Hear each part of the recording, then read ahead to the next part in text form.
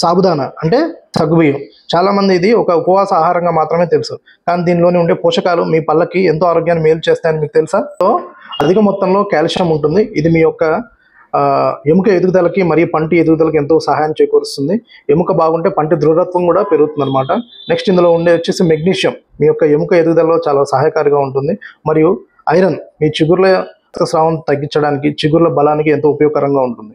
ముఖ్యంగా ఇది ఎదిగే పిల్లల్లో అన్నమాట ఎంతో సహాయపడుతుంది. ఎందుకంటే ఇందులో ఉండే థ్రియోనిన్ అనే అమైనో యాసిడ్ మన ఎనామిల్ లేయర్ ఫామ్ అయ్యే దాంట్లో, అంటే ఏదైతే ఎనామిల్ ఫార్మేషన్ జరుగుతుందో అందులో ఇది చాలా సహాయకారిగా ఉంటుంది మరియు పంటి ఎదుగుదలలో చాలా సహాయపడుతుంది. సగ్గుబియ్యం అనేది చాలా ఈజీగా డైజెషన్ అవుతుందండి. సో ఈజీగా డైజెషన్ వల్ల మనకి కడుపులో యాసిడ్స్ అనేది ప్రొడ్యూస్ అవ్వవు ఎక్కువగా. సో దానివల్ల పంటి అరుగుదల తగ్గిస్తుంది. అదేవిధంగా పెద్దవాళ్ళు ఎవరైతే ఒకవేళ ఏదైనా రూట్ కెనాల్ ట్రీట్మెంట్ తీసుకుని క్యాప్ చేయించుకున్నా, లేదా పంటి సర్జరీలు ఏమైనా జరిగినా, లేదా చిగుర్ల సర్జరీలు జరిగినా, ఇంప్లాంట్స్ లాంటివి వేసినా వాళ్ళకి మొదటగా చెప్పేది ఏంటంటే సాఫ్ట్ డైట్ నుంచి స్టార్ట్ చేయమని చెప్పి అంటారు అనమాట. అంటే మెత్తటి ఆహారం తీసుకోమని చెప్తారు.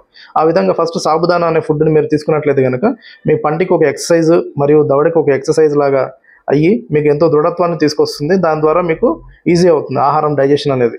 దీన్ని కేవలం ఒక ఉపవాస సమయంలో ఆహారం లాగానే కాకుండా మీ రోజువారీ ఆహారంలో దీన్ని ఉంటే అది కూడా మితంగా చేసుకుంటే మీ ఆరోగ్యానికే కాదు నోటికి ఎంతో మంచిది.